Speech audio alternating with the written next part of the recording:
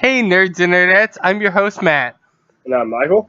And this is Gamer Nerds Podcast, where we will be discussing anything from video games, to comic books, to movies, to anime, to anything that's really under the nerd umbrella. Episode 0.5, the pilot? Or is it 0.8, the pilot, if we go Kingdom Hearts style? Yeah, Square Enix has a counting problem. Right? So, how have you been today, Matt? Oh, I've been pretty good. Just decided one day out of the blue to start a podcast. Oh, is that what we're doing? I think that's what this is.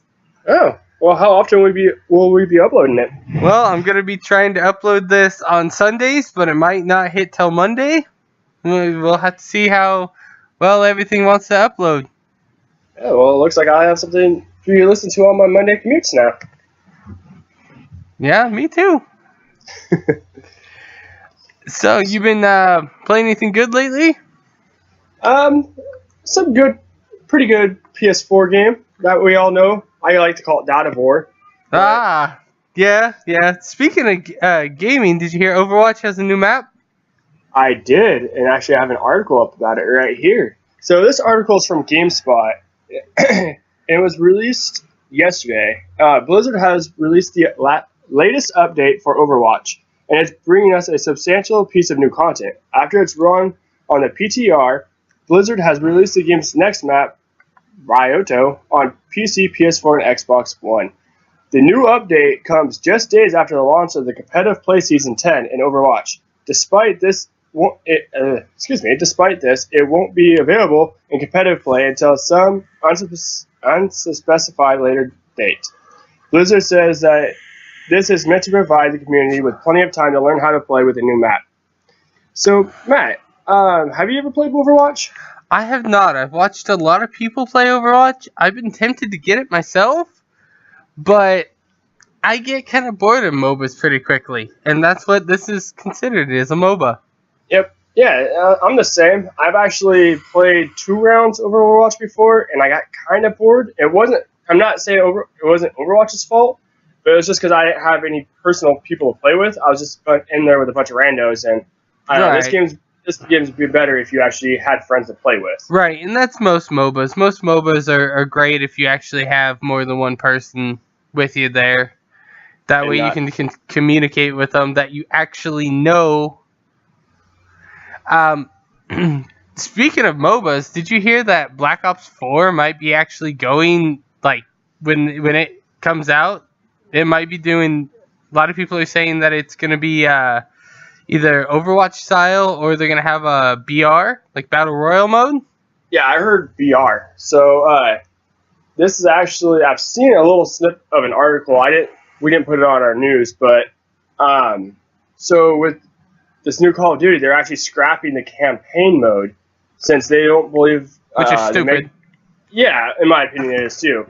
Activision doesn't think they make enough money with their campaign, and people buy it just for multiplayer.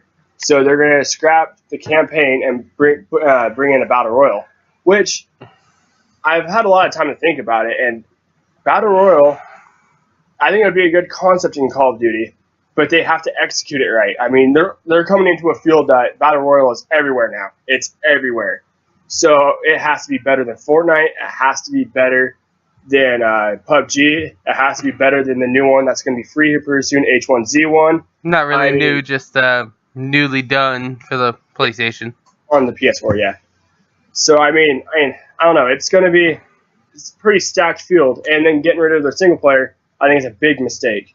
Well, I don't actually think that that's a big mistake, because I used to own the game store that you knew. Yep. Nerds Corner. Yeah, Nerds Corner. Rest in peace. Maybe it'll come back someday. But I noticed a lot of people.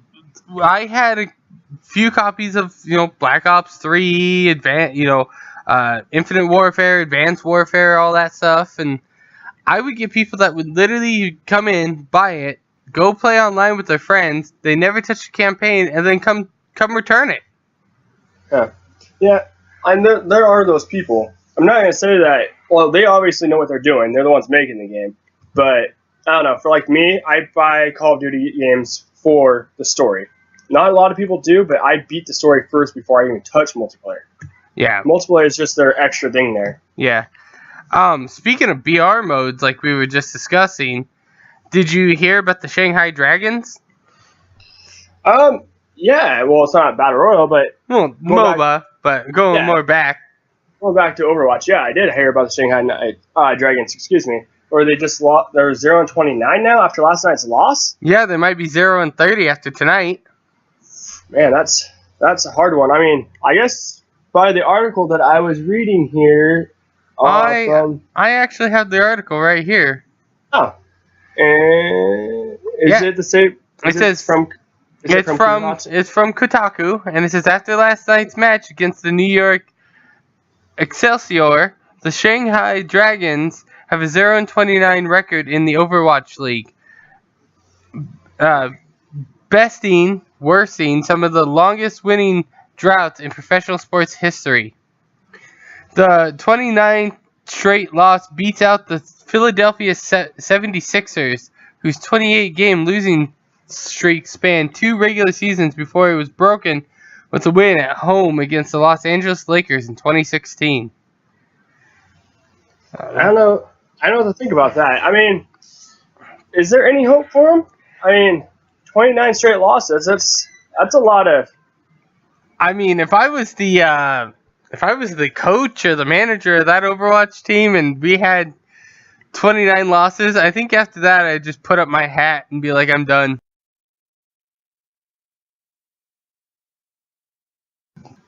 So, are they blowouts or are they close wins or close losses? Excuse me. Well, in fairness to Shanghai, this season isn't quite as disastrous as the record makes it sound.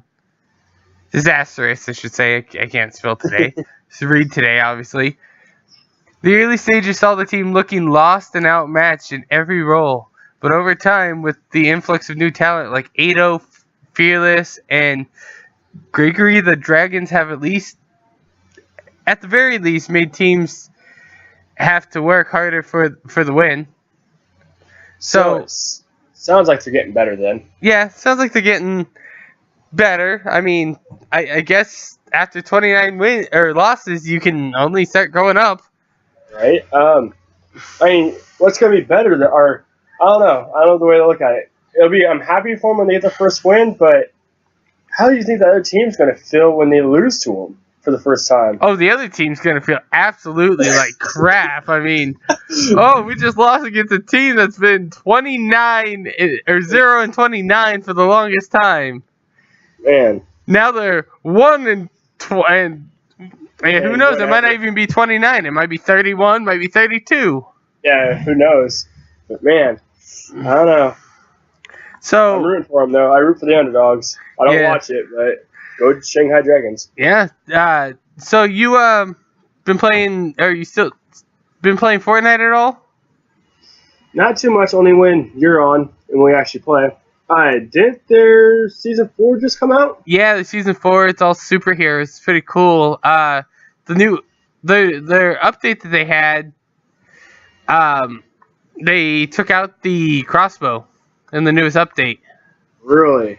So that's another weapon they vaulted. So they vaulted the guided missile. Correct me if I'm wrong, right? The guided missile, corrected. And then the crossbow now, huh? And they also vaulted one of the SMGs, the regular SMG. They have the tactical SMG and the silence SMG, but the regular one they vaulted. Huh. And do you think it'll ever come back? I don't know. I mean, they're adding a bunch of new stuff all the time. Like, they just added a light machine gun. Okay. Which I hear a lot of people aren't a fan of. I'm kind of glad they got rid of the guided missile. The guided missile was way too overpowered. Yeah. Because the fact that you could literally control it for quite a while, you just started seeing people towards the end game just guided missile everywhere.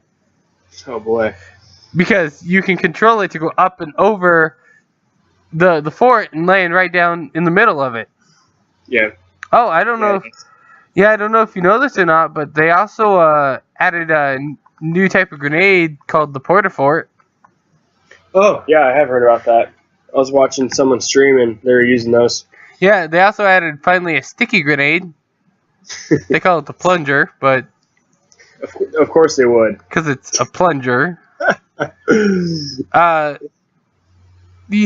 don't know if you've seen online or not, but there was that rumor around that the Comet was going to hit Tilted Towers and they were going to get rid of Tilted. Yeah. It never hit Tilted, it hit Dusty Depot instead. So, have you heard what the lettering is around, I think it's Tomato Town? The lettering? What do you mean? So I saw a couple articles, I didn't pull them up, but there's a couple articles where the Fortnite, it says Fortnite, and there's letterings through Tomato Town, so you're walking through it says Fortnite.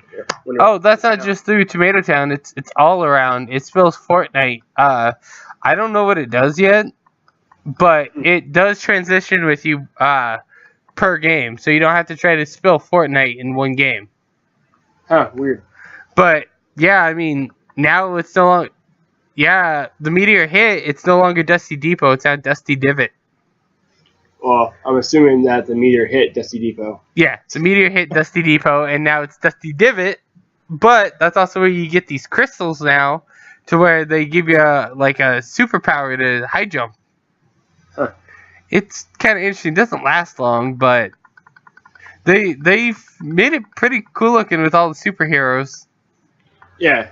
I mean, it sounds nice. I'm not a Fortnite player. I'm more PUBG, and PUBG just got a huge update on PC. Big time update. Well, you and I play PUBG on PC, although I think you prefer PUBG more on Xbox One. Yeah, definitely more of a console game for me. I don't know. When I'm on PC, I can't get a single kill, but if I'm on console, at least I stand more of a chance. I still can't believe I got that crazy kill with that crappy revolver. Yeah, right? Speaking of that revolver, that's one of the things that they updated in this PUBG. They deployed the update's out now. They deployed it out May 2nd. This update was pretty damn big. It was 10 gigabytes. Some of the major changes that they did was they lowered some of the guns and they increased some of the guns. So they're doing a lot more gun balancing. They added a new vehicle to Myrmir, which is the desert map, which, you know, I'm ready for Myrmir just to go away. I think a lot of people are. Even I hate that one. So they added a new vehicle there. It's a 4-seated car that could be found in downtown now. Oh, I don't know. I mean, they keep adding vehicles. It's just, what is this going to be? Just Vehicle Central? Kind of. But they also, on what I'm hoping they'll do, since you know that they're adding Miramar to the console now, so on PC, they just allowed you an update to you can select what map you want to play on now. So, the Death to Miramar is coming soon. Real soon. Well, that's good. Yeah, and so some more update news on this. They have they added more attachments. So they have a duckbill for shotguns now, 2 new scopes, and a bunch of new grips. So I'm not going to go over all the patch notes, but it's a lot of bug fixes. A little bit of improvements to Miramar, adding and removing some buildings and covers. But if you guys want to know more on that, go to Steam. Steam will have all the update notes on there. And I'm telling you guys right now, it's a lot. Yeah, usually is. I was looking when last time you and I played PUBG. I still have never found, what was it, the 64 times scope that they had on there? That they have in the options or something? Yeah, they have a 64 times scope option, but they don't go that big, unless that is the 2 new scopes. I haven't really did too much looking in on the at all of the updates because there's just so many updates. I mean, talk about spoiler though for the fact that hey, we're gonna add a 64 times scope, just not yet. Can't use it yet. Yeah. Going back again a little bit to Fortnite, I still can't believe Fortnite on Twitch is still the #1 streamed game. Yeah, I think it's going to be for a long time. That game's super popular.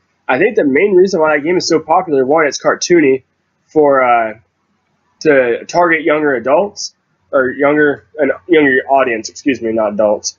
And it's free. I think that free label on it is the reason why it has so much success that it does.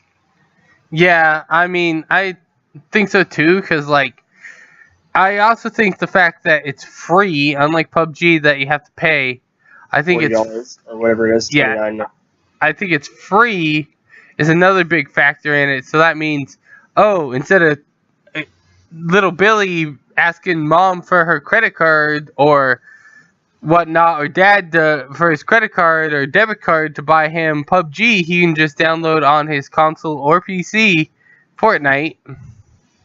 Yeah, well, and I mean, also, Epic. I mean, it's pretty funny. Epic Games is killing it with Fortnite, even without Cliff Bleszinski in there. Yeah. Well, the thing about Fortnite too is that I heard on another podcast a few weeks ago that Fortnite's actually made more money than PUBG has. Yeah, it's bringing in more because the skins and the battle passes and everything. Yep. So they're speaking of money. Did you see what game sold 3.1 million? I believe it was God of War. Yeah, the new God of War in just 2 days it sold 3.1 million units globally. Yeah, it was 3 days, not 2. 3 days, excuse me. Thank you. Yeah, I know. 3 days. I have the article right here, actually. It's on the PlayStation blog if you guys want to check it out. But yeah, in 3 days alone, God of War sells from April 20th, from its release day, to April 22nd. So that's 2 days. The article says 3 days. That's where I got confused. Yeah, it sold 3.1 million units sold globally. So that means that is PS4's fastest selling exclusive in the history of I'm assuming the PlayStation era. I could be wrong about that, but I mean, you gotta think. I believe it Horizon Zero Dawn. The most they sold was 6.5 million copies from the time it was released to now. So I mean, God of War sold that many in 2 days. So yeah, that's crazy. That's a lot of. Yeah, and I mean, that's a lot of copies sold, and is that counting both digital and physical, or is that just the digital? That's both digital and. So, speaking of digital or physical, what do you prefer more? Do you prefer more digital, or do you prefer more physical when it comes to your games? I used to be a physical person, but then I got cats, and they like to eject my CDs, so I went more digital now. And it's starting to come. I'm realizing that it's a little bit more easier to do digital than it is physical now. I kind of agree with you on the whole digital thing. It seems a little easier. I mean, especially after I added that 4 terabyte external to my PlayStation 4. Just being able to look through my list of games and go, play. Instead of have to take some off, download the one I want, play that. Oh, but I want to go back to this one. I have to delete something else. Yeah, I mean, and also another thing with that too is like, no matter what, you're going to have to download the game. So even buying it physically, you're still going to have to download the entire game off the disc. So I mean, I'd rather just have it preloaded on the digitally have it preloaded, and as soon as it's released, it's unlocked and I can play. Yeah. So you've been playing God of War 2, haven't you? Yes, I have. Didn't you just beat it? I just rolled credits on it. Yep. Yeah, I haven't done that yet. I'm pretty close. Yeah, and no spoilers. I'm not going to say anything, but definitely worthwhile. Do you believe, now that you rolled credits, do you believe what some of the rumors are saying, that this is going to be Kratos' last story? And do you believe the hype? Like, my theory is that God of War isn't done, but I think it's going to be done with Kratos and go on with Atreus now. Without giving spoilers, I do believe that there will be another God of War. If they call it God of War, I'm not sure, but I believe there will be another God of War. They're not done. Yeah, I mean, we thought they were done with 3, and then look how long it took for them to come out with this. Yeah, Now, Santa Monica Studios did one hell of a job on this game. yeah, no. Although, so this God of War to me though, I know everybody says it's a masterpiece. It hooked him in right away. To me, it is a great game. I'm not going to call it a masterpiece. It didn't sink the hooks in like it did to many other people. It was a good game. I enjoyed my time with it. There's one area in it that I'm not going to talk about that I really didn't like. And I just got annoyed with it, so I just moved on and decided just to roll credits on it so I could talk to you about it on the podcast, but you haven't rolled credits yet. I mean, I'll be there soon, and we can talk more about it. And I'm sorry, guys, but on episode actual 1, we'll have spoilers, so if you don't want, we'll throw up a warning at that point, but... Yeah, we'll do a small spoiler cast. But I'll probably have it done by the time we do that. Yeah. So what's your thoughts on it right now? I mean, it's good. I don't think, as my personal opinion, I don't think this is God of War 4, like everyone's saying. Yeah. I think this is, I can't really say a revamp because they're not starting from the beginning. They're still continuing on with an older Kratos. But I think it might be a finalization of the series. Yeah. Like a closure. Just a closure, but for Kratos' story. Because, I mean, I hate to say it, I love Kratos. I think he's a badass character. But I feel like he's getting there. I understand in the game he's supposed to be old anyways, older. But I think that it just might be time to let him die. Yeah. Well, you know why they made him God of War 4. You know that, right? Like the influence on it, on Santa Monica? Wasn't it because one of the creators just had a kid? Cory Barlog? Yeah, Cory Barlog just had a kid, director of the production. Yep, he just had a kid, and that was his influence on it. And so, I mean, I would do the same. I got my son. Yep. Yeah, and that changes your life forever. So, I mean, that was the reason why he did it. He went from being, I'm not sure if anyone else has played the other God of Wars, but small spoiler, bloop bloop bloop bloop. Yeah, right. But from going from tearing the undead army apart, gore going everywhere, having sex to get red orbs. I mean, that's gone. Yeah, right. To this now, to where you have a son, you're taking care of him, you're kind of ruthless as a dad, my opinion. Asshole of a dad. Yeah.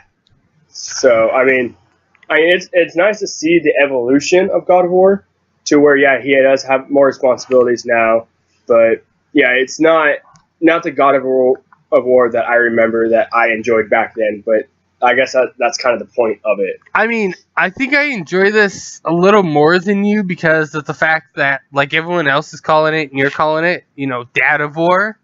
Having a son now, it's like, I see how it is, but I'm like, Kratos, you're kind of a dick.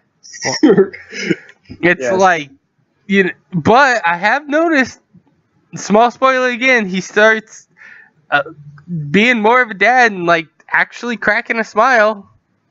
Yeah, definitely once you hit the halfway point, he starts. Yeah, did you see that horrendous picture Santa Monica Studio did of a beardless Kratos smiling? No, and I don't know if I want to see it. No, you don't. It's horrifying. It's like, so besides God of War, any other games you're playing? I actually just started. I know, guys. I'm a little behind, but I just bought and started Persona 5. I don't know what kind of monster this is going to be because Detroit Become Human comes out in a few weeks. So I'm like, man, I don't know. Starting Persona 5 might have been a bad idea, but... It might have been a really terrible idea because I'm telling you, once you get past that first boss in the game, that it's like it sunk its hooks into me at that point. It's a little slow for the build up, but once you get past that first boss, you're like, okay, I gotta go. I gotta keep playing this shit. Yeah. And I mean, it was hard to tear myself away because I had to stop because I got Tales of Berseria. Yeah, how's that going for you? That's actually, I have to say, that is one of the better Tales games that I've played. I love it a lot better than Zestiria, even though in the chronological order it takes place. Small spoiler, bloop. It takes place 1,000 years before Zestiria. Yeah. Yeah, I mean, I haven't played this Tales of yet. I've played pretty much all the other ones. I can't say that. From Tales of Vesperia, I think that's what it was, for the Xbox 360 and on, I've played. Right. I think I'm the only one that's actually gone back and played the others. Tales of Abyss and Symphonia. I own Tales of the Abyss. It's right in the room. So, yeah, you're the one that got me introduced to the Tales of series. So Yeah. It's one of my favorite JRPGs. Yeah. And the wife just bought me Ni no Kuni 2. Another JRPG that just came out. Well, Yeah. Tales of Berseria has been out for a while, but yeah, Ni no Kuni just came out. Yeah, she bought that for me, and I have to say, this Ni no Kuni 2, for anyone that hasn't played number 1 and think about playing number 2, just start number 2. It will literally make no difference. It has small references from the first one, but the entire fighting style is different. Anyone that's played the first one, I wasn't a big fan of it trying to be like Pokemon, where you have to like try to capture these creatures and raise them and get stronger and get other ones to go farther in. Yeah, that was my turn off to that game. Like, I enjoyed Ni no Kuni, the first one. I never beat it, but I'm a perfectionist when it comes to that, or used to be. I'm not so much anymore because, games these days, you have a good game coming out every month. You don't have time for that. And I have a son, so I can't go complete everything. I have to try to roll credits as soon as possible on most games. We're doing a podcast. We kind of want to do that too. But well, yeah. But yeah, with that one though, I would go catch all the ones I could, and then if I remember correctly, I would raise them, evolve them, bring them up to that certain level I could, and then if I had a brand new one I caught, I'd go bring him up to the exact same level. Try to bring up everybody at the same time to get them to where they're max level, to evolve and do all that kind of stuff. So. Yeah, I mean, that really turned me off for it, and this one is not like that. This one's got a pretty cool system where you hold 3 weapons at once, 3 melee weapons, and then you still get a ranged weapon. Yeah. And you can switch through them seamlessly, and it's for like, if you get a creature that's weak to fire, you switch to your sword that can do fire, and so on and so forth. And you can do it on the fly in mid-battle without having to go to a different menu, so that's really cool about that. So for fans of JRPGs, is this recommended then? Oh, I would recommend Ni no Kuni 2 for fans of JRPGs. But,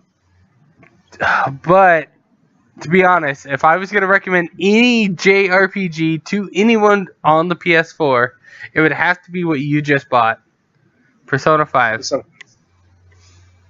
That's what everybody says. I don't know if I'm going to be able to roll credits on that anytime soon, especially with Detroit Become Human coming out. We got Spider-Man in September. Just the story alone on Persona 5 is almost 90 hours, and that's not doing the extras. Yep, and that's why I said I don't know what kind of beast I guess awakened, but man, it'll be a fun ride though. Oh, it's going to be an extreme ride. It might get tedious at some points, but that's most JRPGs. Yep, you got to do that grind. You got to earn it. But once you earn it, you're like, wow, this feels awesome. So, have you played the demo for Detroit Become Human yet? I have it downloaded. I have not started it. Okay, so this demo, this isn't even a spoiler to anybody. It's the hostage situation, where you're up top, where the Daniel has the can't remember the little one's name, but Daniel has the daughter, and you have to try to talk him off the roof. And I believe that was one of their E3 presentations, or one of their gaming convention presentations. So that's just the what they used for the demo.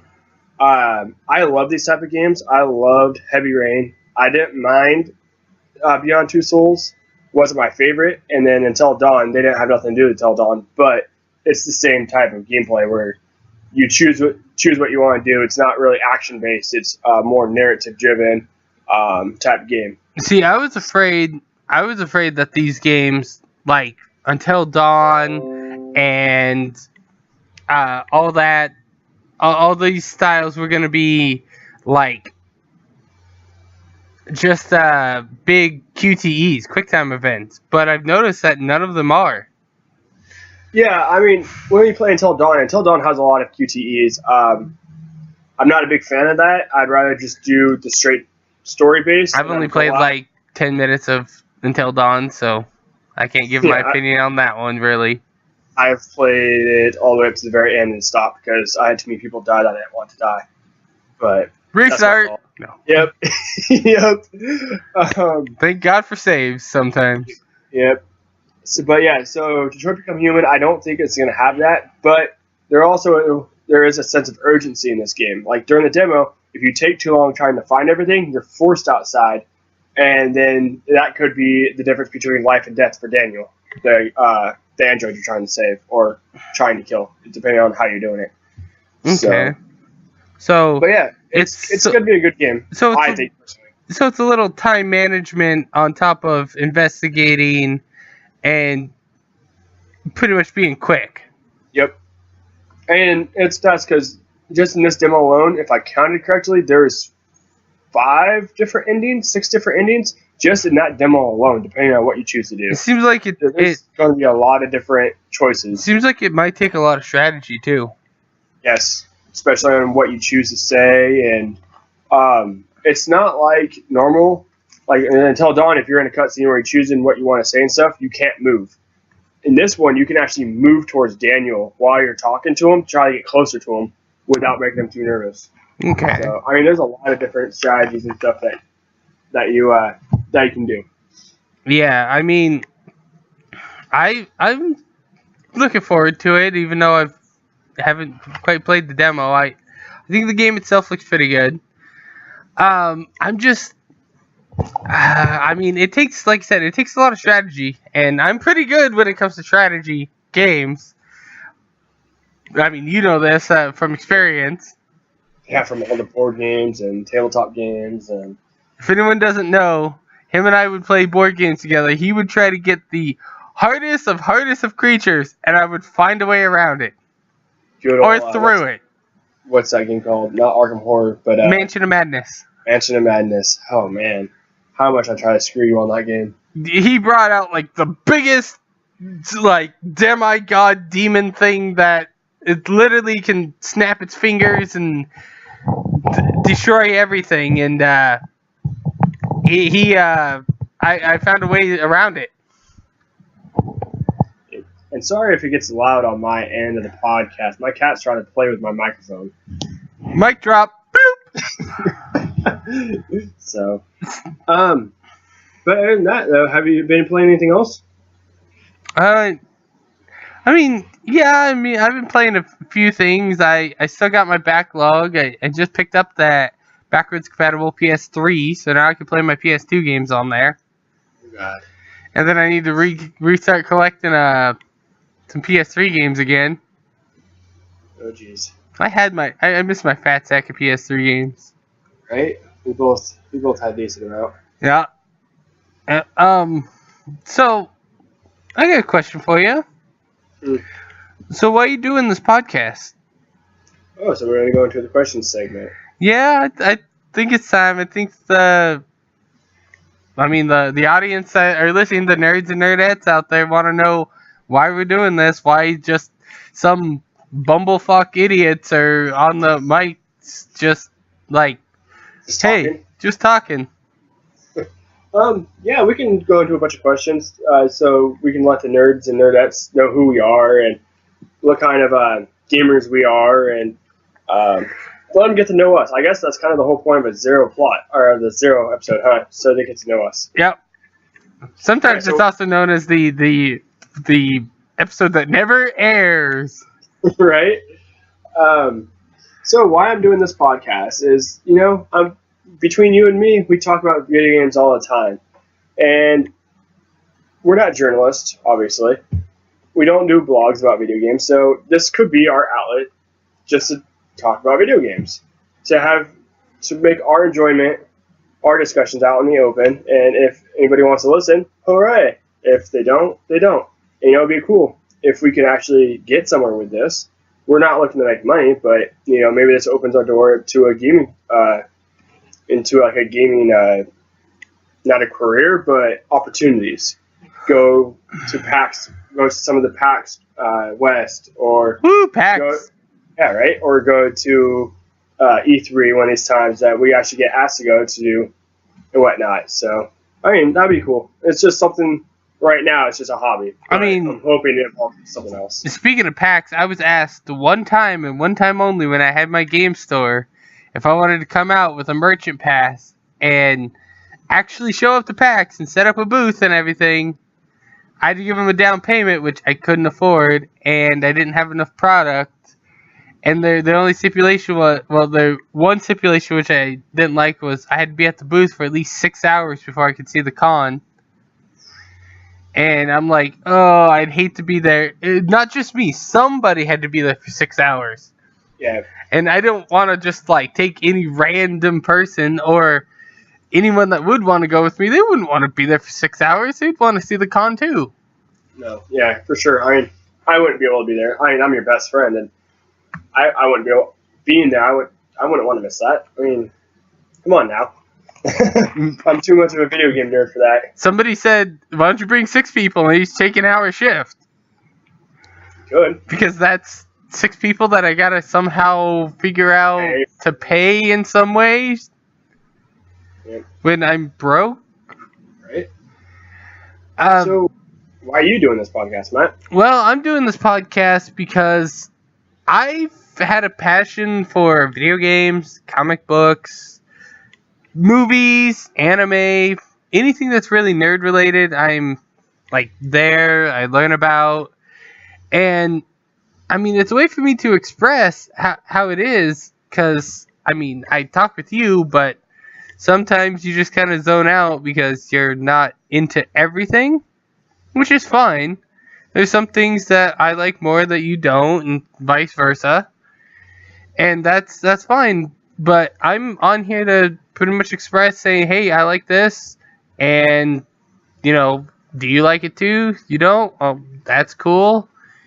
I'm not here to criticize anyone for what they like, and I hope they don't criticize me for what I like. Yeah, anime is one thing that's hit and miss with me. I enjoy anime, but I'm so busy with so much other things, I don't really watch anime. I've seen some really good anime, and I've seen some really terrible anime. Correct me if I'm wrong, but you've watched Fooly Cooly as well, right? No. I avoided that like a plague. I still can't believe they're coming out with a season 2 of that. Oh, boy. Yeah, and it's probably going to be 5 episodes as well. Yeah, I'll avoid that like the plague too, probably. Yeah, me too. Hopefully. Yeah, I am. Excuse me, everyone. On the subject of anime, I had a brain fart there. On the subject of anime, my favorite anime is Sword Art Online. I guess that's what a lot of people would say too, or I'm just a typical fad follower. But I was a fan of Sword Art. I was a fan of Sword Art before it was a big thing. Actually, the fad, and to be a fad follower, everyone, and I hate to say this, I'm probably going to get a lot of hate if, wherever I upload this, so hopefully YouTube and all that, but I'm probably going to get a lot of hate from people. The biggest fad that people do right now is Attack on Titan. And I do not like that anime. I'm sorry. I've tried multiple times to watch it, and I am not a fan. Yeah, see, I've actually watched the first 5 episodes of Attack on Titan, and if I wanted to watch a anime that kills the main character or gets you attached to a character, then just kills them off immediately, you'd watch Sword Art Online. Yeah. Exactly. Let's tell you what. You told me to watch that, and I watched the whole thing, and then I had Carrie, my wife watch it as well, and I would not tell her. And the one thing I told her, and she did not listen. The one thing I told her was, "Don't get attached to anyone."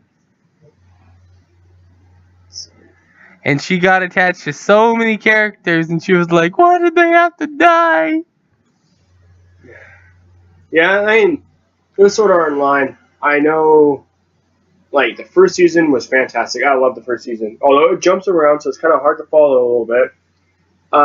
Second season got awkward with the uncle. I believe it's the uncle, right? Yeah. Yeah. And then the third season, I didn't watch the third season. I couldn't get through it. It was all right, but I mean it wasn't the same. And a lot of people liked that season, but it wasn't my favorite. I think it was a little better than 2, just because the uncle is kind of creeped me out a little bit. But more than a little bit. Right? So, speaking of anime, me and the wife are watching Naruto Shippuden. yes. Oh God. For this is my third time rewatching the whole thing. Jesus. So yeah, I finally got through Naruto. I'm on Shippuden, excuse me. I haven't really watched too much of it. Right. I need to go back. If you'd like, though, I can send you the list that we're following. It's the list without the filler episodes. Yeah. Because I've watched it with the fillers, and trust me, most of those fillers they're putting me to sleep. So. Yeah, that was my thing. There is a lot of fillers in Naruto. So I can send you the list, and you can watch it without the fillers. It'll say, like, watch between episode, like, 90 and 102. Skip 103 to 114. Which is fine because, well, there's actually a few that are really long. But it's fine because you still get the main base of the story, because the main story is what plays after those fillers anyway. So it's like, oh, okay. Yeah. Yeah, it's, I don't know, this My heart. yeah, I'm kind of having a brain fart here. Sorry, everyone. So what's your favorite game? Video game? I would have to say, I don't know if I have a favorite video game. I got a few, I guess I would say. How about we don't say favorite? How about we go, what is the game that you like? It's your go-to, like you're like, all right, I know I've beaten this like 5 or 6 times, but I'm gonna go back to it and play it again.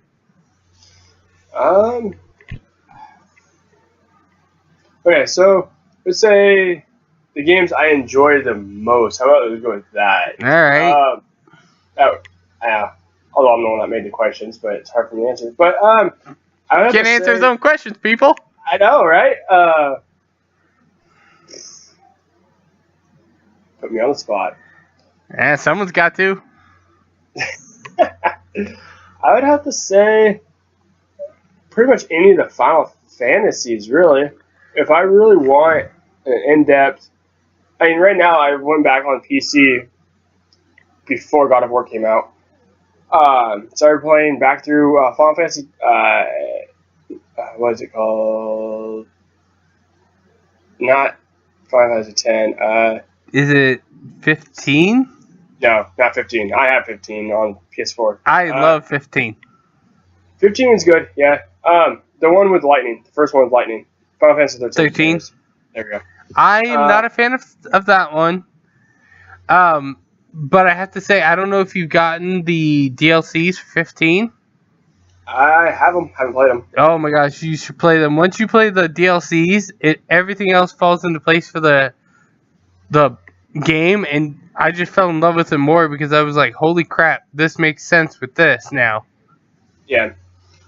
That's what I heard about those. Another really go-to for me, which is weird for my type of style of video game play, is all the Total Wars on PC.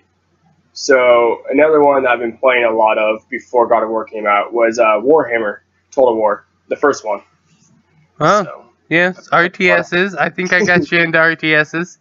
Yep, you did with Age of Empires. Age of Empires 3, to be precise. Which, there was supposed to be a 5. I don't think there's ever going to be another Age of Empires now. Probably not. I'd play it, though. I'd play it. Yep. So, what is your favorite type of video game? Or, well, your favorite video game, or what you go to? Oh, man, that's hard for me because there's honestly 2. Well, there's actually 3 that I would go to, like, on the spot. Like, yeah, okay, I've beaten this multiple times, but I would go back to it. And that is my 3 top choices for me. One of them you already know is going to be Shadow Hearts. Yep. The original Shadow. Actually, I have to say it. I hate to say it. I've played the original. I like 2 better. Shadow Hearts 2 for me seems better, more fleshed out for everything. So I like 2.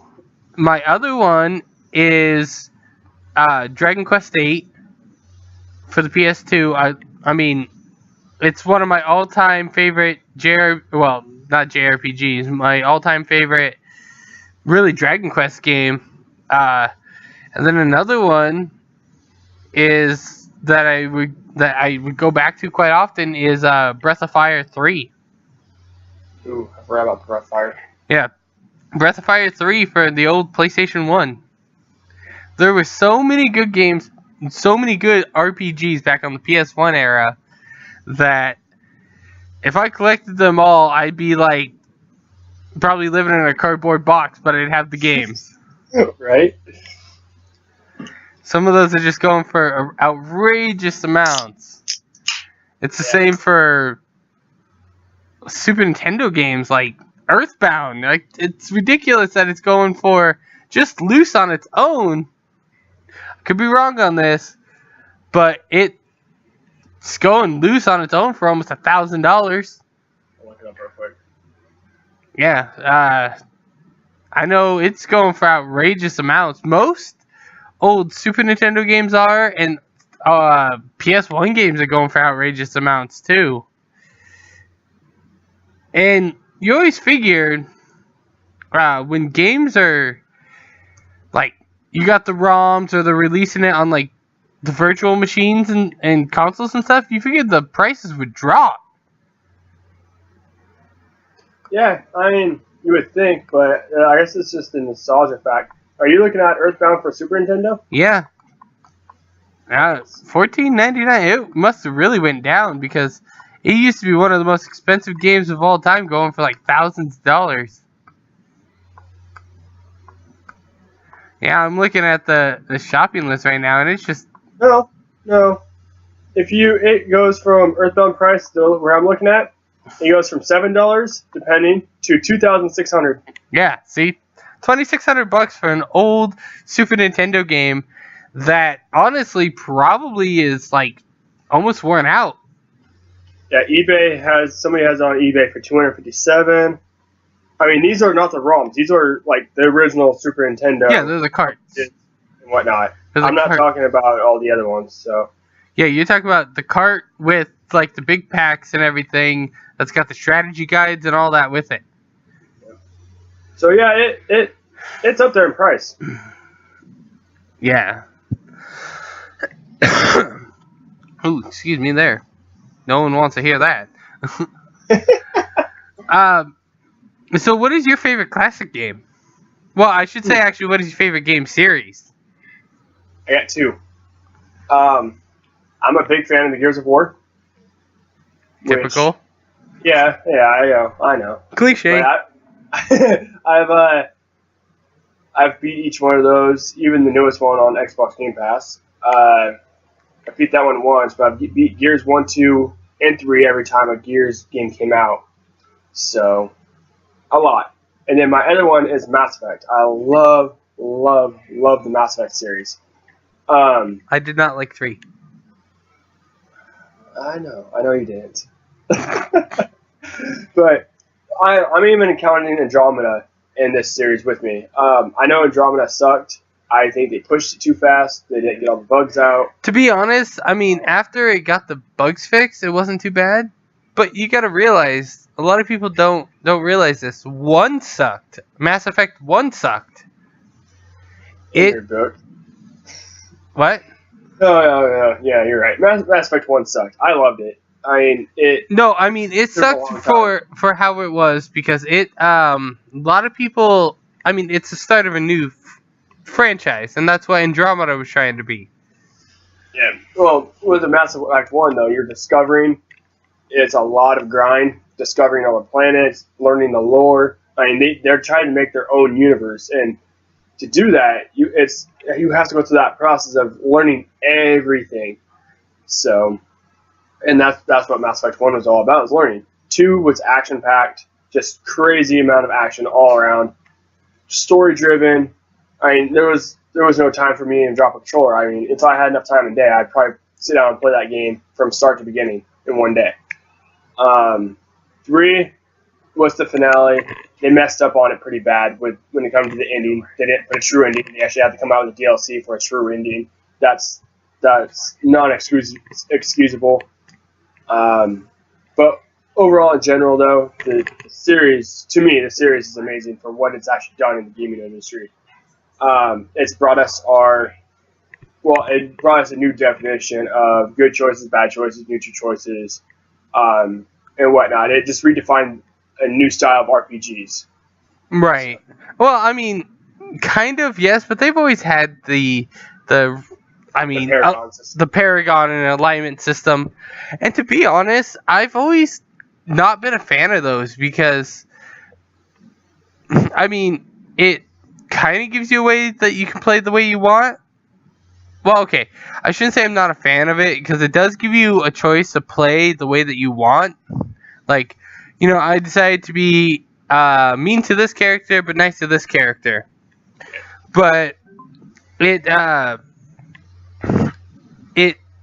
I just don't like when they punish you for it. Like, what game was it playing? Oh, it was it was the old, shouldn't say old, but it's still kind of old. The old Star Wars, The Old Republic online that we were playing. Yep. Like, the best character, I thought the best character to play was the bounty hunter, because you could be nice or you could be mean. You didn't care. He didn't care. He was just there for the money. Whatever got him the most money. But it always felt wrong to me anyways, playing like a Jedi but doing all the bad stuff, or a Sith doing all the good stuff, although I had one of those. But they seem to punish you. Like, when I played my Sith character with doing good stuff, I lost like half of my abilities. Yep. Yeah, and I think one of the Mass Effects did that too, where they didn't really punish you, so to say, but you got more and better objects, like better power, because when you choose Paragon or Renegade decisions. Yeah. So if you choose the evil over the good, your powers for evil were better than good normally. They're more powerful. And so with the game being that unbalanced, it's hard to be a good character, so to say, although I'm always evil anyways. But that's not the point. Yeah. I mean, we won't go into that debate. I'd have to say my favorite series, if anyone cares, is, it's really hard. I know a lot of people are probably going to think, big cliche like, oh, Final Fantasy. But mine it's a little more, I guess, obscure that a lot of people don't, well, I mean, they've heard it, but they've never played it. And that's the Lunar series. Lunar 1 and 2 for the PS1. It was, like, that game still today gives me chills down my spine when I hear the music that they did in there. It's like, it's so good that I'm like, I played the game. I sat down one time and played the game 3 times straight, right through. Yeah. So yeah. What's your favorite classic game? Classic, I'm gonna go. I would say I'm gonna have to say the Dark Cloud. I love Dark Cloud. I consider that a classic game because it's back on PS2. It's considered classic now, which is sad to say that we're old enough now to say PS2 is classic. about Dark Cloud 2 where you'd go down in your dungeon, and your dungeon would change every time that you go down into it. And then you'd be building the town, you'd be helping out, and just, I don't know, something about town building and crafting your own houses, the houses that it's not fully customizable, but you get the items for the house to make the house better. And then the owner asks you to have it in a certain situation, so you have the puzzle effect into it, where you have to have the houses set up in certain ways. Right. Where this neighbor doesn't want to be next to this neighbor, so forth, so forth. But you also have the RPG element of going down to the dungeons and fighting, leveling up, getting better gear, and finding your items for the houses. Right. In the storyline. Right, and I think that's where, I mean, Dark Cloud to me seemed like a Harvest Moon mixed with an RPG. And I think that's where, like, Harvest Moon tried to make when they made the Future Life series. I think that's what they tried to copy it from. Yeah, I don't think I played that Harvest Moon. I mean, it's called Future something, or not Future Rune something. Factory, or is that the one you're thinking of, Rune Factory? Rune Factory I played. That was back on the Wii. Oh. And I had, or, I mean, I know I had it on the Wii, but then again, I had a modified Wii. Oh no, I did something bad. No. Oh God. But no, I had that, and I thought that was good. But no, there was one. I mean, I'm forgetting it, but it was called a Futuristic Harvest Moon. There's a lot of them like that. There was a futuristic one, and then there was a modern style. There's a couple of them that were based off Harvest Moon. They have different styles. And I mean, then you got Stardew Valley, which is a lot like old school Harvest Moon, but now they decided to put like, oh, you actually have to go fight things in a dungeon as well. Well, the reason for Stardew Valley being like Harvest Moon is because it is from, I don't remember who he was on the Harvest Moon team, but I think he was the maker of Harvest Moon or the main Yes, writer. he was the main creator from Team Harvest. Yeah. And that's the reason why Stardew Valley is so much like Harvest Moon. And that's the reason why Stardew Valley right now is better than Harvest Moon. Yeah, big time. So, and they got that new Harvest Moon coming out in September, I think. I think September or May, one of the two. And I don't even know about it. Yeah, but if I want to take a game and play like Harvest Moon, and also a little bit like Minecraft, I'd just take Dragon Quest Builders. There you go. That's another good game. Yeah. I didn't beat it. I got pretty hard. And I was like, lost interest. Yeah, well, What's your favorite classic? My favorite classic game, I mean, it's a toss-up. I don't want to say Lunar again, even though it's like an amazing game, and it is considered a classic. Yeah. But I have to say the other game that I played a lot of, and I've probably already said it once, but I'm going to say it again, is another one that I could play again and again is Breath of Fire 3. The Breath of Fire 3 had a really good story with it, and it was kind of awesome to see your character develop, because I don't know if you ever played the 3 for PS1. No, I don't think I did. But when you start out the game, your character's a child. He's like, I think he's maybe, I could be wrong, but he's like 10. Yep. And as you go on later on, they have a small time skip, but the time skip actually makes sense with the story and everything else. And you see a character and he's an adult now. So, and then you play when he's an adult as well. And you get to see everything that happened. Like, now that you're an adult, here's some people that have died from old age. Here's some people that, are still living. And it's just got a really good story for everything. Yep. I mean, speaking of favorites, what's your favorite obscure game? You mentioned it earlier, but I'm going to have to say Shadow Hearts. Back when it actually came out, nobody knew about this game. It has a very defining element. It's a super dark game. I don't mean dark as in the color. I'm talking like storyline dark. It's gritty. It's not a game for kids. I'm gonna put it that way. Although we played it as kids. For anyone that doesn't know Shadow Hearts, they may have played the prequel to it called Kudelka on PS1. Yeah. But yeah, and this one thing I liked about this game is that they had new style combat. So you have your typical turn-based, which most people know that from Final Fantasy and Dragon Quest and all that, where it's all turn-based. This one had the turn-based system, but you had a wheel that you had to go around, and you had to land it in certain spots of the wheel. Called the Judgment Ring. There you go, the Judgment Ring. So there'd be certain parts. There'd be a lighter color, then you'd it darker, and then you would have your critical mark, which is a small sliver, and you would have 4 of those in your ring that you'd want to hit. But if you missed outside the critical, you would miss the attack. You start with 3. You start with 3 on some characters, 2 on some characters, and then it goes up, and you can have up to 7 for the main character. As you start leveling up and get it stronger, you can have up to 7 for the main character, Yuri Volthuga, who is a Harmonexer. And spoiler in the game, Harmonexers are pretty much demons that take the soul of demons and can transform into them. Yep.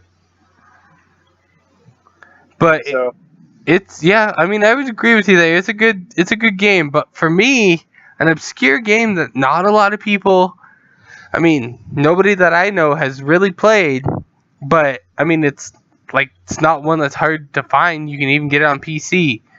Is Fairy Fencer F, Advent Dark Force. I mean, I've talked to you about the game before, and it's actually a really good game. Not a lot of people have played it, or I talk to them about it, and they go, "Oh, I've never heard of that." And what's that? So with this game too, it's an anime-based game. For me, the cover art turned me off on it, just because it's one of those games that it's okay, it's anime, it's going to be a AA game, it's going to be an indie type game. No, I would not say this game is an indie game. For what I've seen out of it, it definitely feels like a AAA title. For what he watched me stream, it's definitely a AAA title. I mean, the only thing that I guess would turn a lot of people off is the overworld on it. Is you don't actually get to run around. You're an arrow that you choose your destination. But then once you're in your destination, they're pretty big destinations that you can run around and level up. And, get different things. And they have scenes inside. And they have cutscenes, kind of like Dragon Quest does. So, I mean, it's an obscure game, but it's one that people should definitely pick up. Even you should play it. I'll get around to it. I'll probably get it on PC, most likely. Maybe if it goes on Humble Bundle. And yes, I am a Humble Bundle subscriber, so I get a lot of obscure games on that. Why would you do on PC? Play it on console.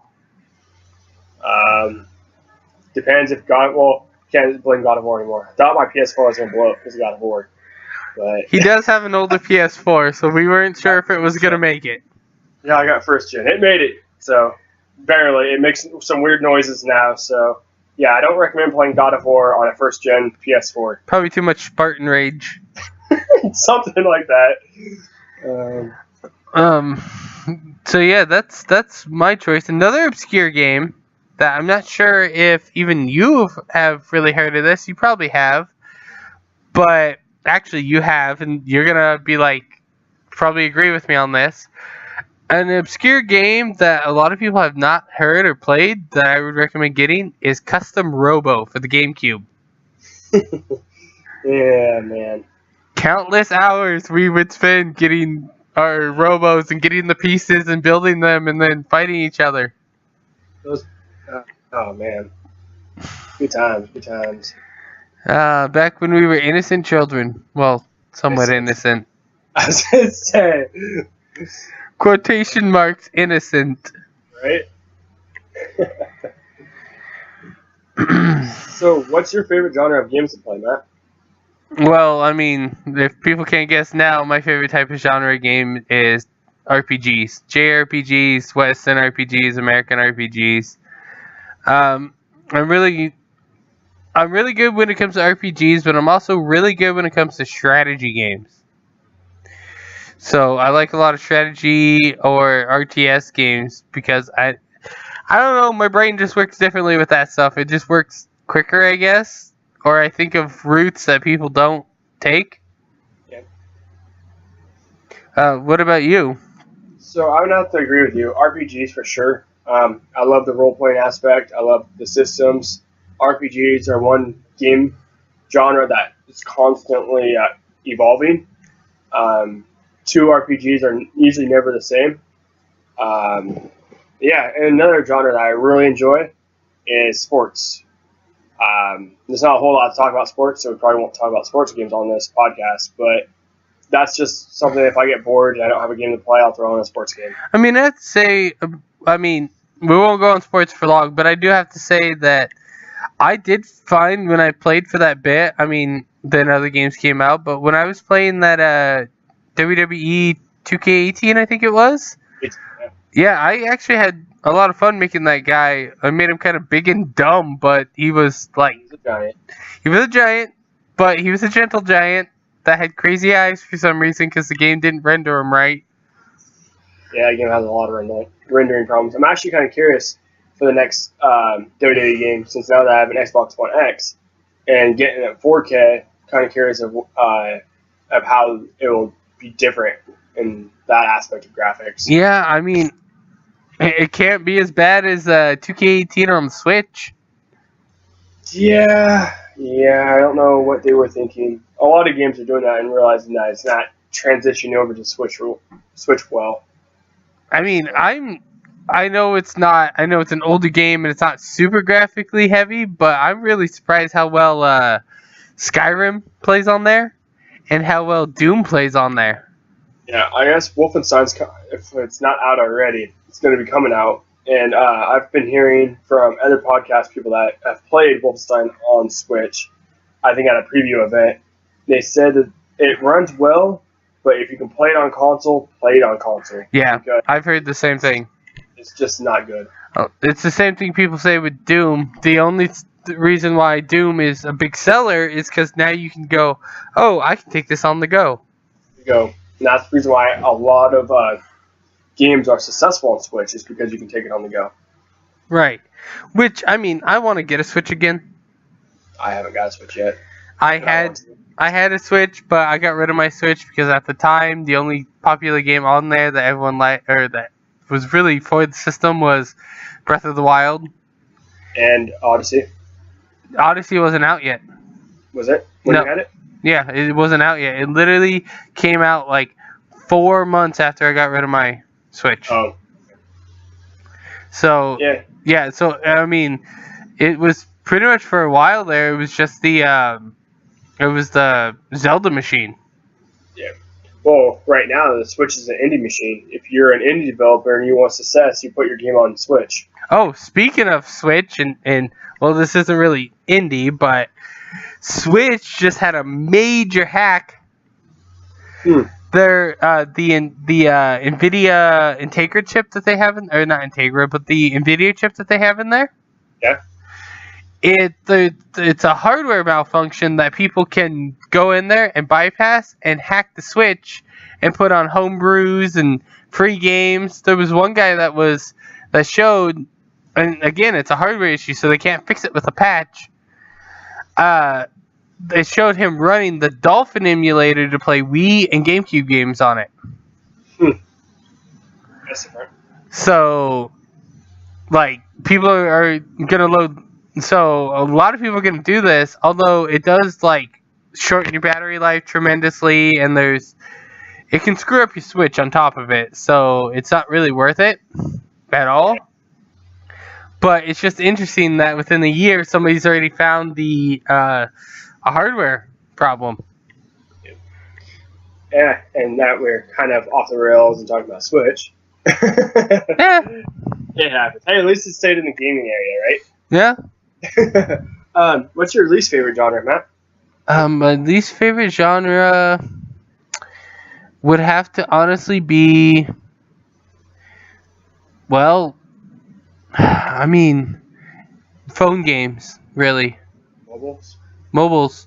Like, I hate Candy Crush and anything like that. I hate games that you play and especially not just mobiles, but really any games that make you have to wait real time to be able to finish things.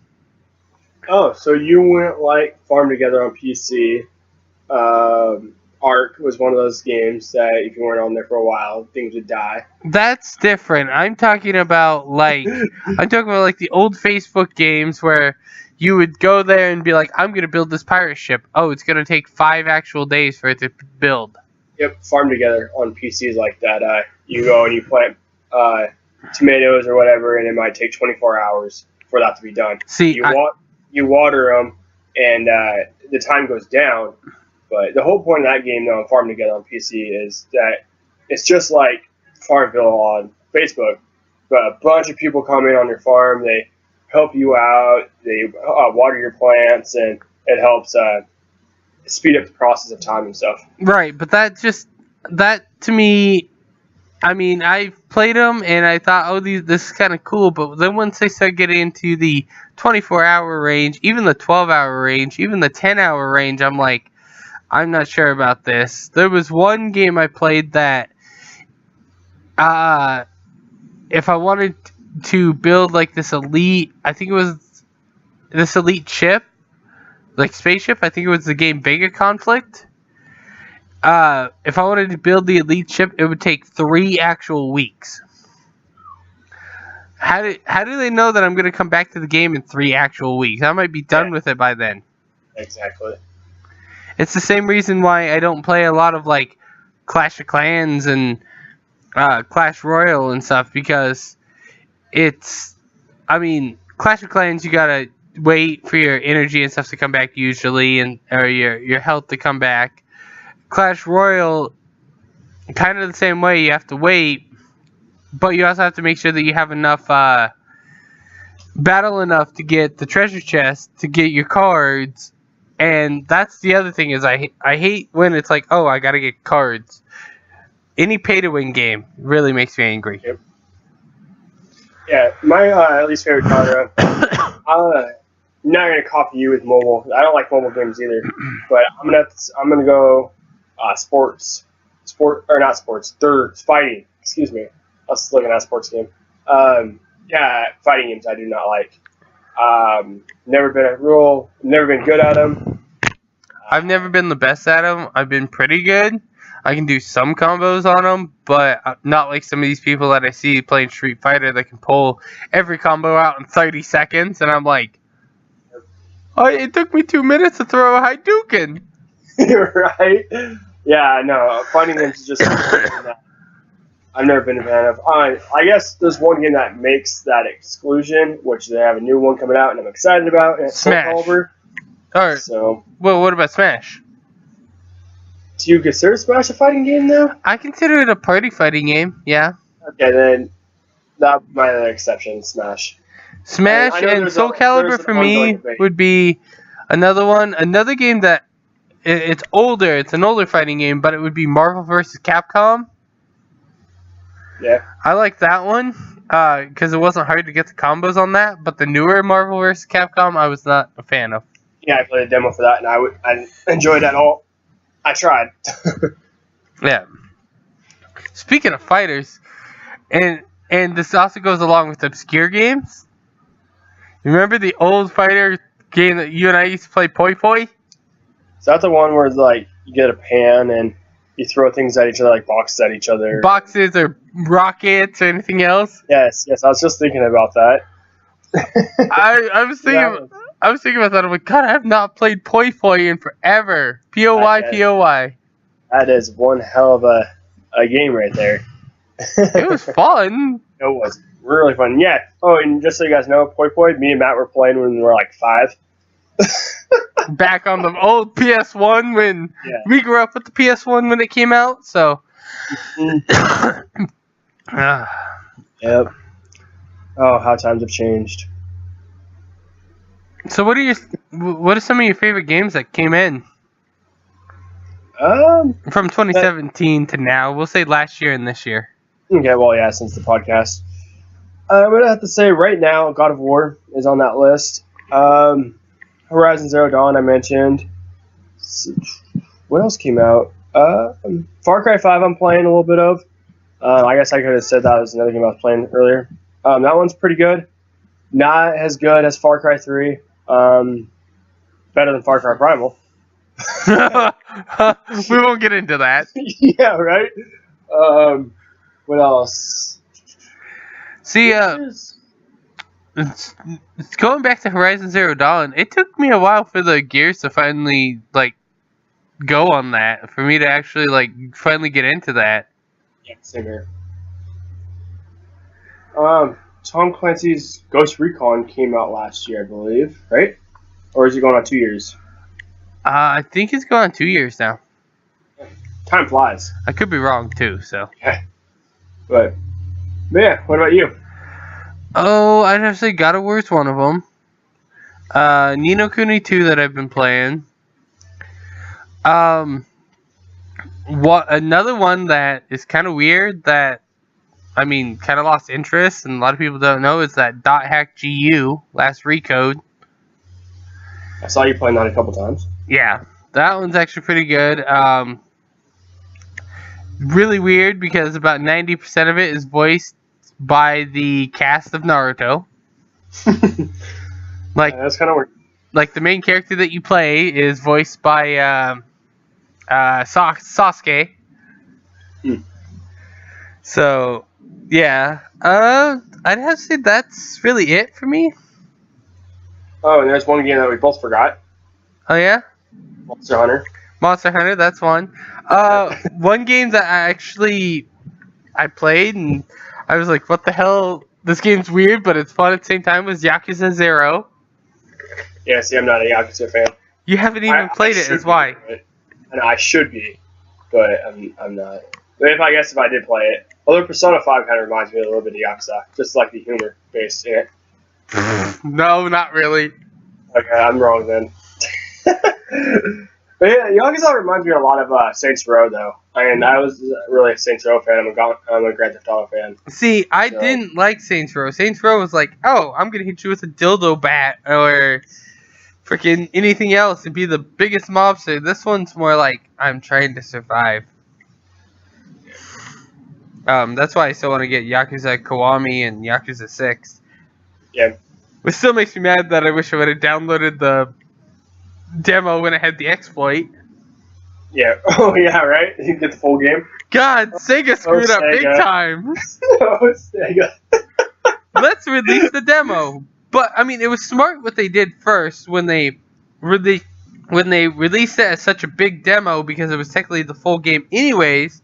But that way when people pre-ordered it or bought it, it just unlocked and you could continue playing. Yeah.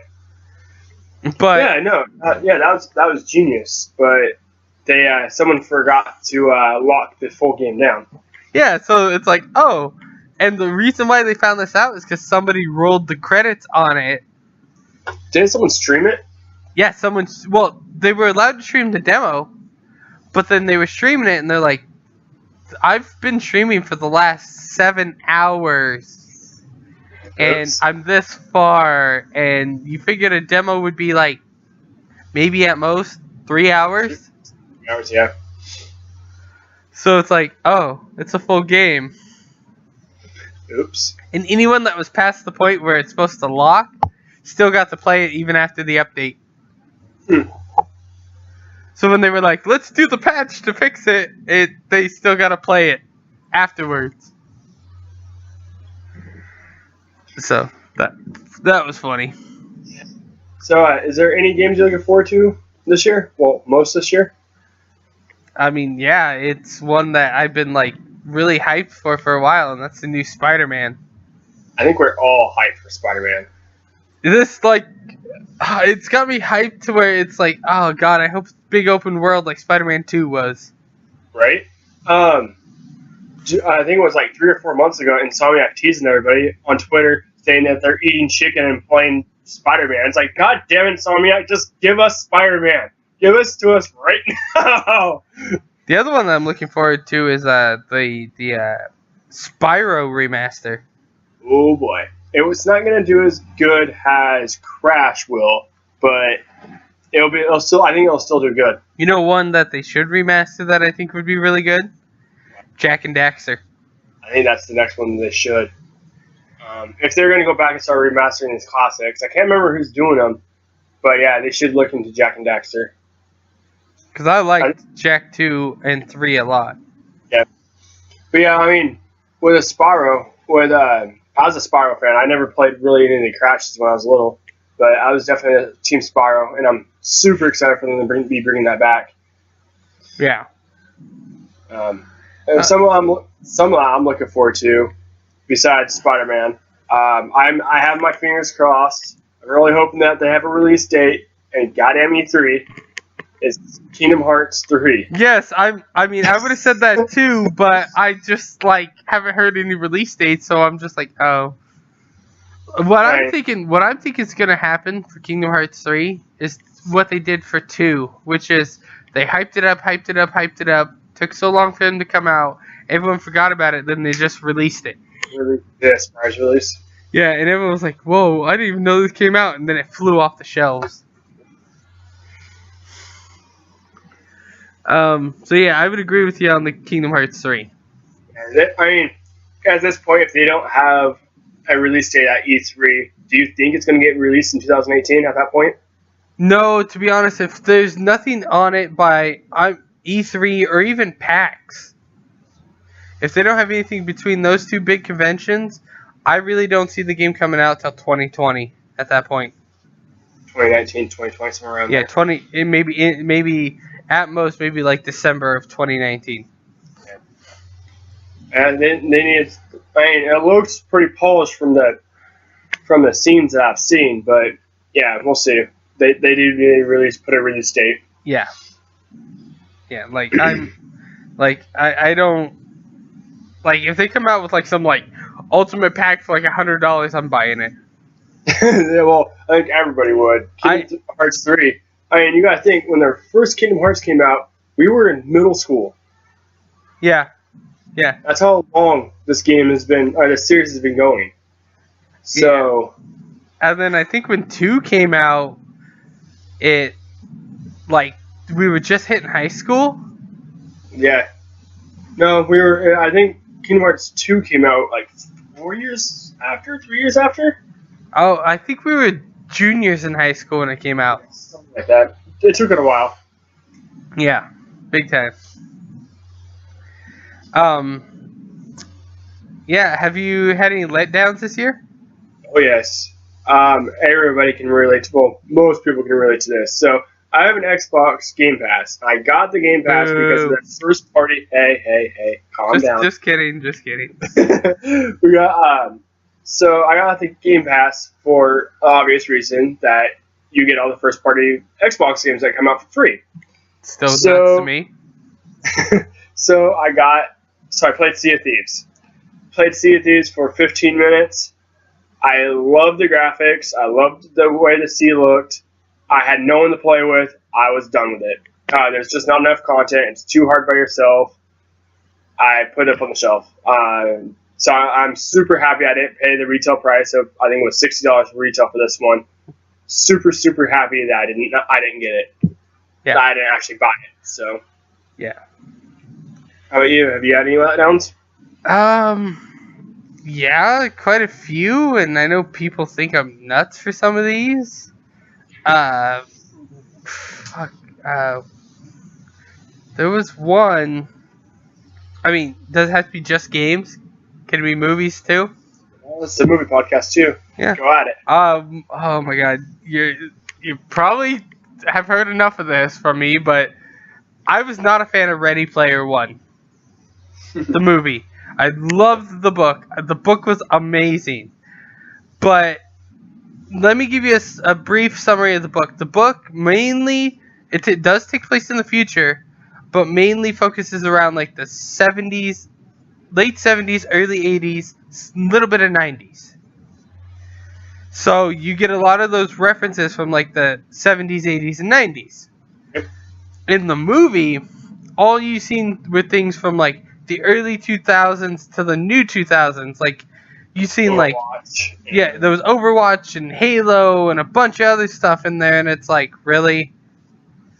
One of the weapons that the main character Parzival uses in the movie was a Lancer from Gears of War. Yep. I seen the movie a few weeks ago, and I actually enjoyed the movie, but I didn't read the book. So that's my perspective on that. If I would have read the book, then I probably wouldn't have liked the movie because I knew the book was all about the 70s and 80s and whatnot. There's a lot of references to that in the book. And I still recommend you to read the book because the book's still really good. But maybe if I watched it with a different mindset of like what it was is good. It somewhat had the same kind of basis in a way. Like I was mad how they did the challenges. They completely changed them. In the book, you got to read it. They were a lot better, like more fleshed out when they got the keys. But the movie I was not a fan of, and I think for a lot of people, if you have just watched the movie and you like it, that's great. You watch the movie. I would recommend leaving it at that. Except I'm telling you to read the book because it's really good, and you actually get a few more of the. Actually, I'm telling anyone to really read the book because you get the challenges, the keys were more fleshed out. Well, there you go. You hear it from Matt. Go get Ready Player One and read the book. Yeah. By Ernest Cline. Either buy it or listen to it on audiobook like I did. Most people will probably do an audiobook. This is an unofficial sponsor for Audible. Right? But yeah, that was really my only major letdown. For games, I haven't had that many major letdowns, really. Well, that's not true. I did not like World War II that much. That was last year, but we'll let it go. Yeah, Call of Duty World War II last year. I'm probably not looking forward. Oh, go ahead. We played the crap out of the multiplayer part of it, though, before the DLCs came out. Yeah, it's usually with most COD games, as soon as the DLC comes out, I stop playing because I don't want to have to continue my experience by paying for it. Yep. I'm kind of the same way. Unless I have a lot of friends playing it, then I'll get it to continue playing with them. But most of the time, me and a couple of my other friends I do play with, or used to play with, they drop out right at the DLC because they don't want to pay for the new maps.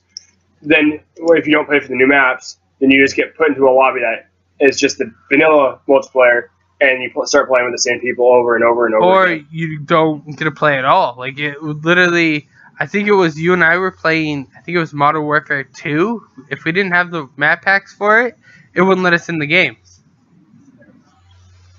There's just not enough people. Yeah, it wouldn't let us in the games at all. It says, please buy the map pack. And it was like, I don't want to pay another $20. Yep. And granted, I understand that, $20 by the time the map pack comes out, the game value would be like $30 at most. Yeah. But to me, they're never interesting enough to warrant. Yeah. Well, yeah, and you gotta think there's season passes too. So the game comes out at $60. Their season passes come out at $40, something like that. I mean, you're practically buying a whole other game when you buy a season pass. The only game that I've ever bought the season pass for is Final Fantasy 15. Yep, same here. Because it actually added something extra to the story that was nice and long and actually worth it. Yep. That's not true. I lied. I did buy the season pass for Batman Arkham Knight. But to be fair, I also bought the game on top of it. I used to own it, then I got rid of the physical copy. And it was on sale for $7, and the season pass was on sale for $7, so I just bought them both. Yeah. I was like, oh, okay, I'll pay, the $14 for it? $13-14? Yeah. Because I pay taxes. I do not. It's weird. For PS4, when I'm in California, I don't pay taxes on it for digital. But if I do Xbox digital, I pay taxes. Well, so that's because kind of weird. Microsoft wants their extra money. Right. Right. So, do you stream video games at all? I used to. I'd like to get back into it, especially now we have this podcast. I would too, but it's like never find the time or do. The only way that I'm gonna really be able to stream is if it's a game that you and I are playing together. And we would really have to, be at it and be, 2 hours or something. Yeah. Yeah, for sure. I mean, like I said, we'll have to get some ideas going for the podcast for video game streaming once, if this thing goes, people actually start listening. So if you are listening to this, hopefully, thank you. Thank you. Hopefully, once this thing gets to like episode 2, 3, 4, somewhere right around there, we'll have a bunch of stuff set up. And actually, 2, 3, 4 is kind of a long time since we're doing weeks. Probably episode 2. Hopefully, we'll have everything figured out. At most, maybe 3. Episode 3. So then we'll figure out how we're going to do video game streaming. But yeah, I would like to get back into it. We'll have to do multiplayer games. It might not be on console. It could be on PC. Vice versa. So either one, depending on how it goes. Yeah. So yeah.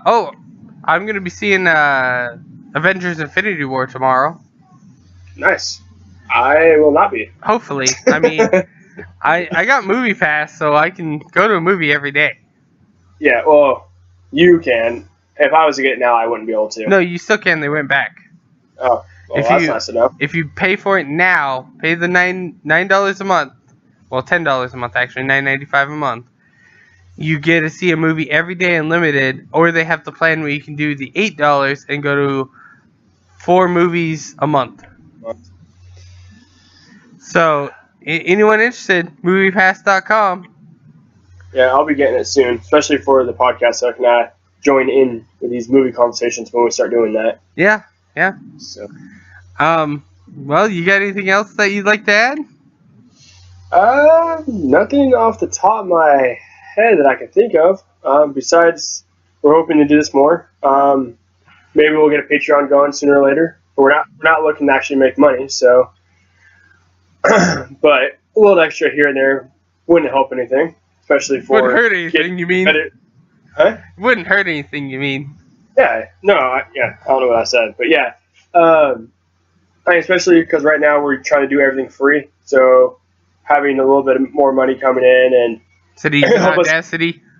Yeah, so we can actually use better audio equipment and stuff like that sooner or later. This episode's a little bit long too. We're normally shooting for between an hour 15. We're at the hour 33 mark right now. Yep. So. All right. Well, thank you anyone that's listening. If anyone's got any comments, please email them to gamingnerdspodcast@gmail.com. Yep. If you guys have any questions or comments or any questions that you want us to answer on air or just anything like that, or if there's news that comes up that you guys see that you think is awesome, send it to that email and we'll read it on the air. Yeah, so we're going to try to get this loaded up as onto many platforms as we want, or as we can, actually, not want. But yeah, thank you, nerds and nerdettes. Take care and have a beautiful day. Yeah. Have a good one, guys.